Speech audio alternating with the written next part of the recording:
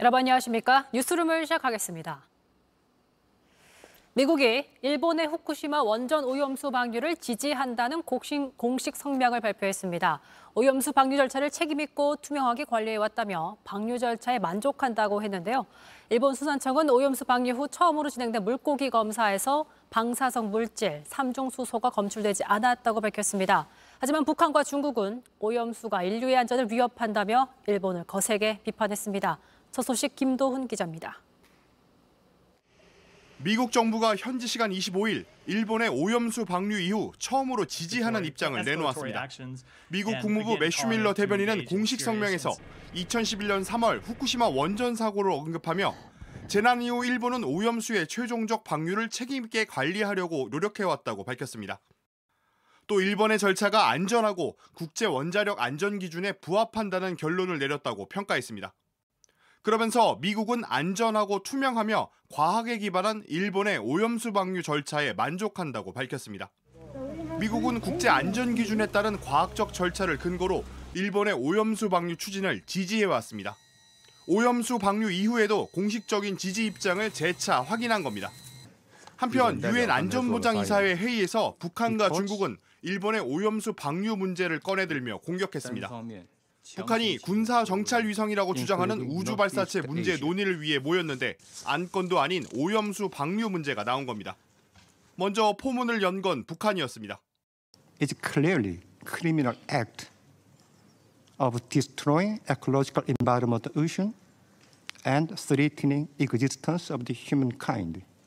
그러자 이번엔 중국이 추가 발언을 신청해 가세합니다. 人为向海洋排放核事故污染水没有先例。 也没有公认的处置标准。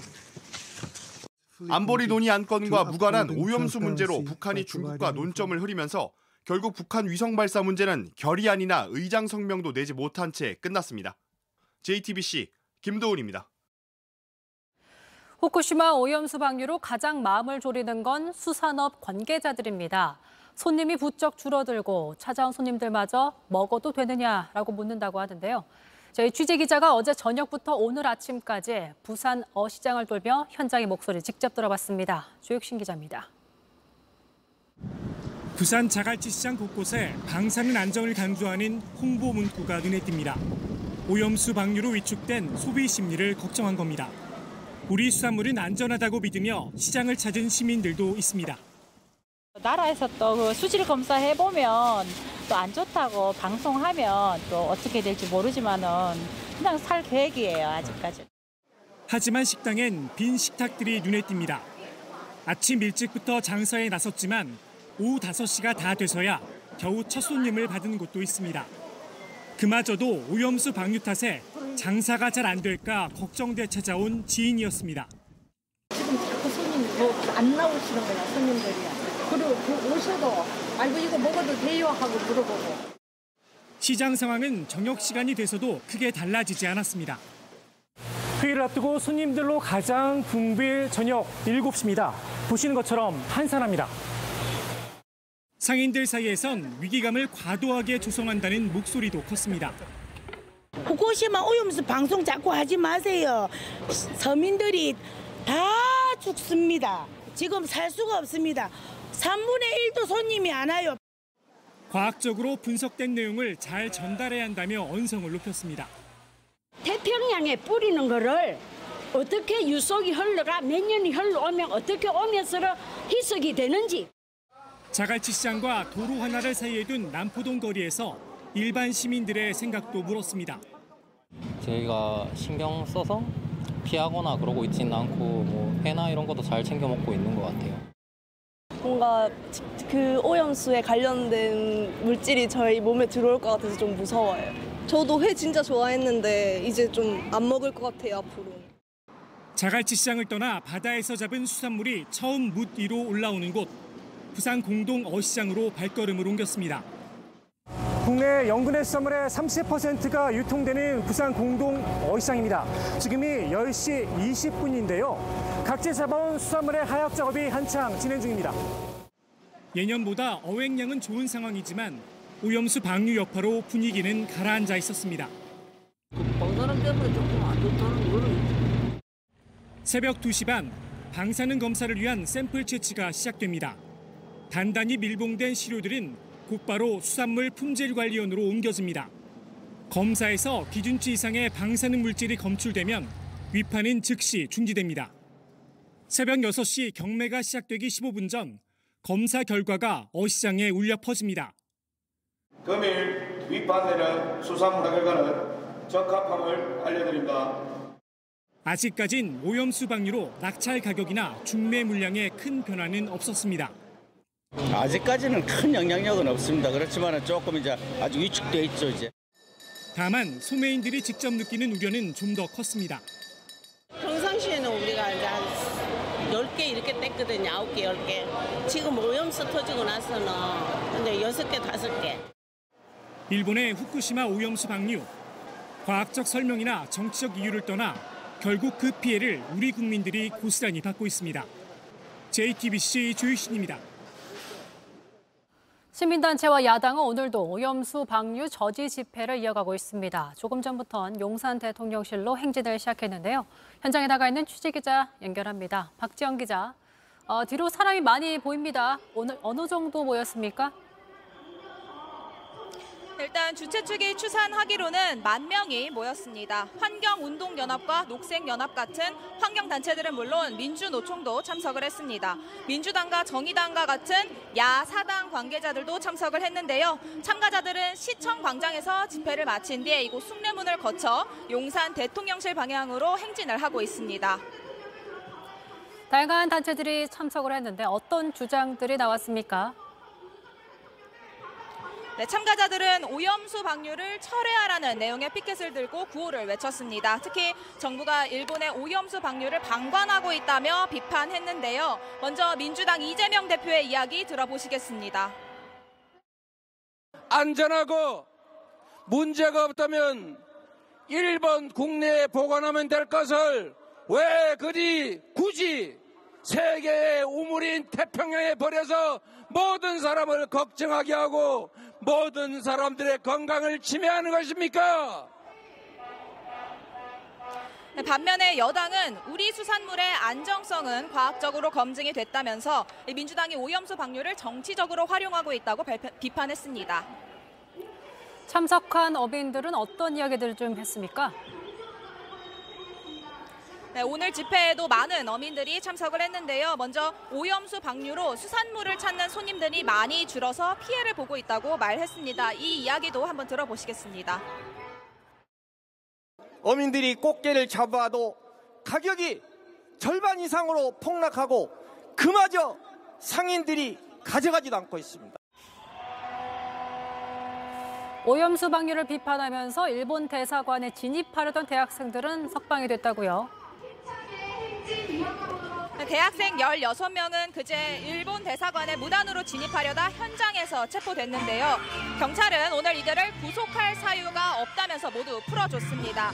일부는 조사 과정에서 묵비권을 행사하기도 했는데 경찰은 지분 채취 등을 통해서 신원을 확보했습니다. 또 경찰은 집시법 위반 혐의를 조사해서 검찰로 넘길지 여부를 결정할 방침입니다. 지금까지 오염수 방류 저지 집회 현장에서 JTBC 박지영입니다. 다음 소식입니다. 박정훈 전 해병대 수사단장의 항명 혐의에 대한 군 검찰의 수사가 여전히 진행 중입니다.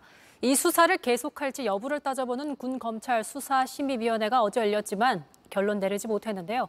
그런데 회의가 끝나자마자 군 검찰이 출석을 통보했고 박 전 단장 측은 강하게 반발했습니다. 정종문 기자입니다. 군 검찰 수사심의위원회는 어제 오후 시작돼 6시간 넘게 이어졌습니다. 위원장을 포함한 12명의 위원 중 11명이 참석했는데 논의 끝에 투표까지 붙였지만 결론을 내리진 못했습니다. 투표에는 위원장을 제외한 10명이 참여했습니다. 수사를 그만둬야 한다는 의견이 5명, 수사를 계속해야 한다는 의견은 4명, 기권 1명으로 어느 쪽도 출석 과반수인 6명에 이르지 못했습니다. 수사심의위가 결론 없이 회의를 마치자 군 검찰은 곧바로 박 전 단장에게 오는 28일 군 검찰에 나와 조사를 받으라고 통보했습니다. 박 전 단장 측은 군 검찰이 수사를 계속해도 되는지 수사심의위가 의견을 내지도 않았는데 출석부터 요구하는 건 부당하다고 반발했습니다. 군 검찰을 향해 군사작전을 방불케 한다고 지적하며 불참한 위원의 의견까지 받아 정당한 판단을 요청할 예정이라고 밝혔습니다. 박 전 단장 측은 군 검찰에 출석 날짜를 미뤄달라고 신청했습니다. 수사심의위 회의가 결론 없이 끝나면서 항명 사건 수사를 두고 군 검찰과 박 전 단장 양측의 신경전은 한층 거세졌습니다. JTBC 정종문입니다. 이재명 민주당 대표의 5번째 검찰 출석을 앞두고 신경전이 계속되고 있습니다. 이 대표의 소환 날짜에 따라 검찰의 구속영장 청구 시기가 달라질 수 있기 때문인데요. 국회에선 민주당이 체포동의안에 대비해 단독으로 회기를 줄이면서 신방탄 논란까지 불거졌습니다. 이희정 기자입니다. 30일에 출석하라는 검찰 통보를 거부한 이재명 대표. 다음 주엔 출석이 힘들다는 입장입니다. 30일 나가실 생각은 있으신 건가요? 말씀드린 것처럼 다음 주에는 일정상 도저히 제가 그렇게 시간을 내기가 어렵습니다. 국회가 열리지 않는 비회기 중에 조사를 받아 체포동의안 표결 없이 영장 심사를 받겠다는 취지로 읽힙니다.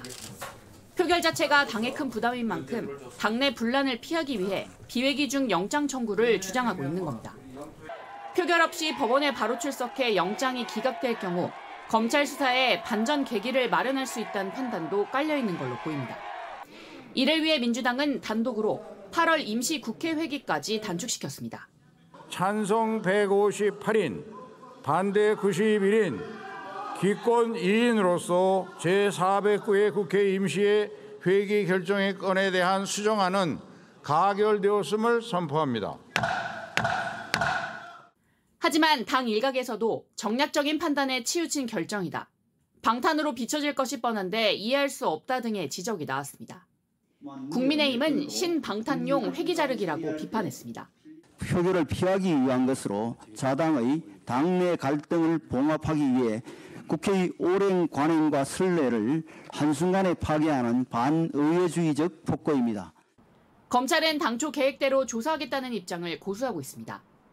고의적인 지연 전략이라는 민주당 비판에는 조사가 지연되는 건 민주당 때문이라고 맞받았습니다. 정기국회는 다음 달 1일 다시 열립니다.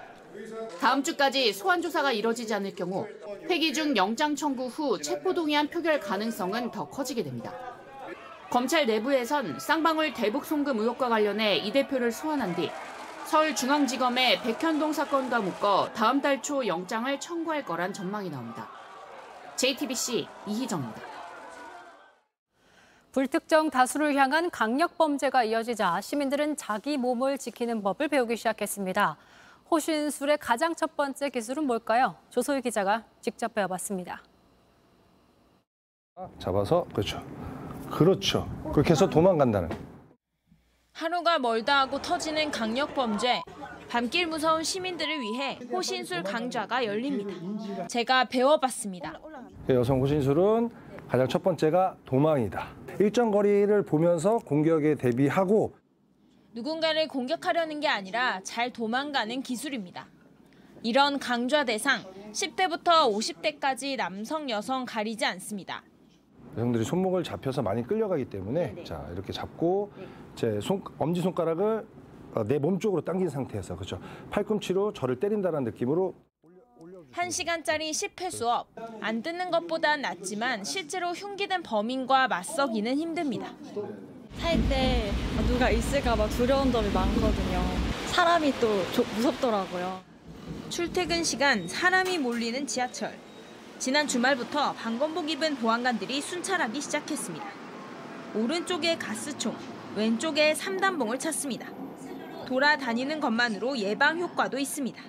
부시에 대비해서 사용할 준비는 하고 있습니다. 매일 오전 7시부터 밤 11시까지 2교대로 근무가 돌아갑니다. 제주에선 말까지 나섰습니다.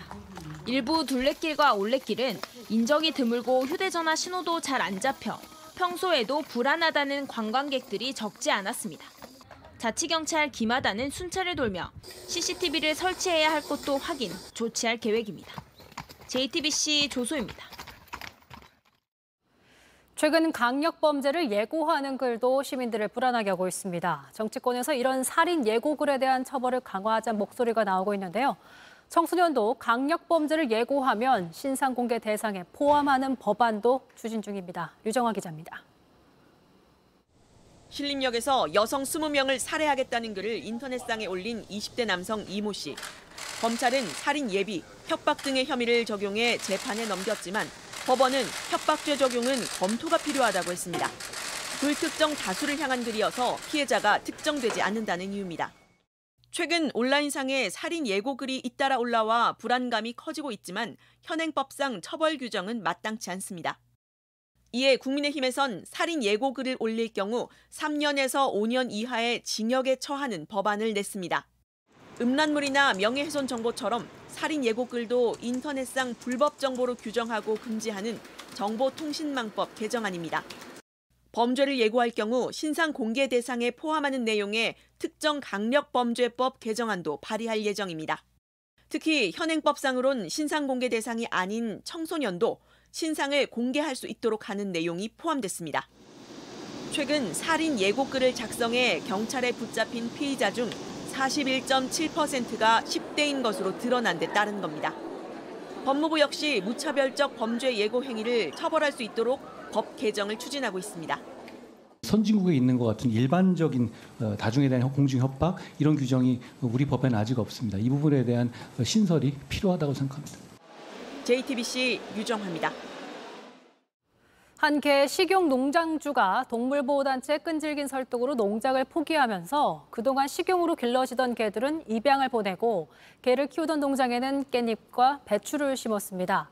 개 식용 논란에 새로운 대안이 될 수 있을까요? 최지우 기자가 취재했습니다. 도축된 개를 내려칩니다.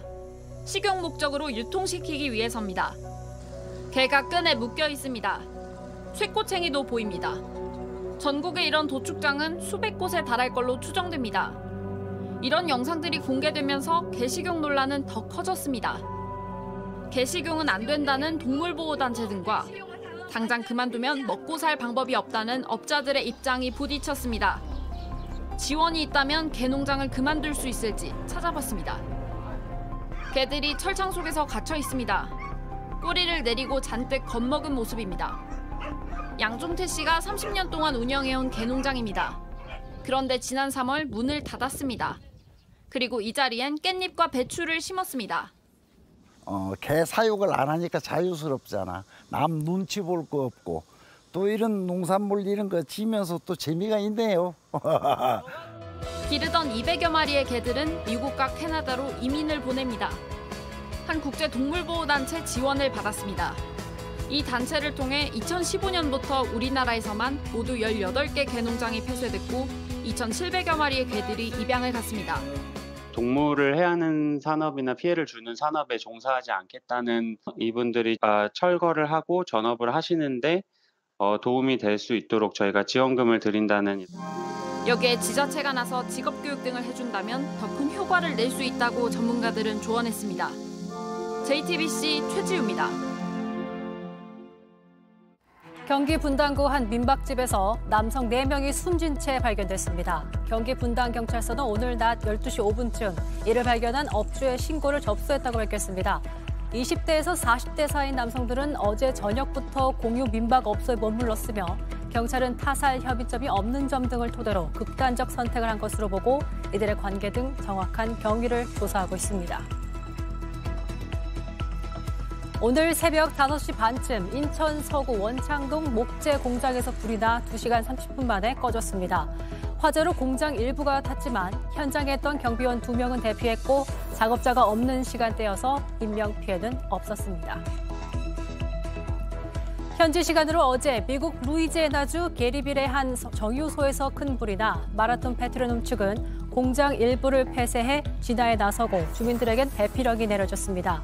미국에서 3번째로 큰 정유소에 불이 나면서 뉴욕 증시에서 휘발유와 경유 선물 가격이 일시적으로 급등했습니다. 미국 대통령 가운데 처음으로 범죄자 식별 사진 머그샷을 찍은 트럼프 전 대통령.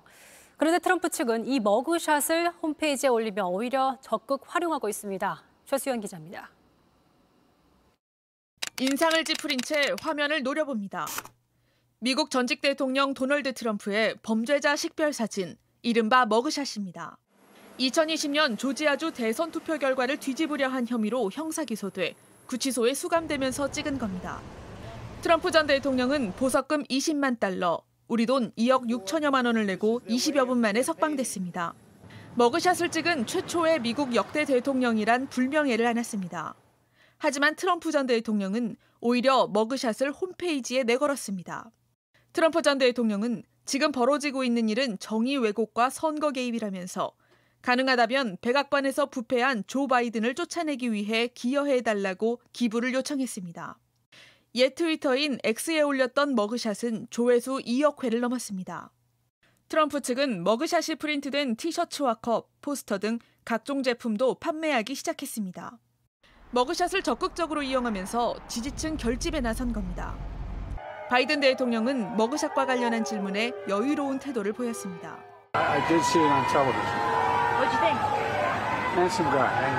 성추문 입막음 의혹 등 트럼프 전 대통령은 벌써 4번째 기소입니다. 그럼에도 공화당 내에서 지지도가 더 올라가는 등 지지층이 결집되고 있다는 분석입니다. JTBC 최수연입니다. 여자 축구대표팀 선수에게 기습적으로 입을 맞춘 루비알레스 스페인 축구협회장에게 사퇴 요구가 쏟아지고 있습니다. 하지만 루비알레스 회장은 공개석상에서 사퇴하지 않겠다고 반복해서 외치며 사퇴를 거부하고 있습니다. 이서준 기자입니다. 지난 20일 피파 여자 월드컵에서 스페인 축구대표팀이 우승을 차지했습니다.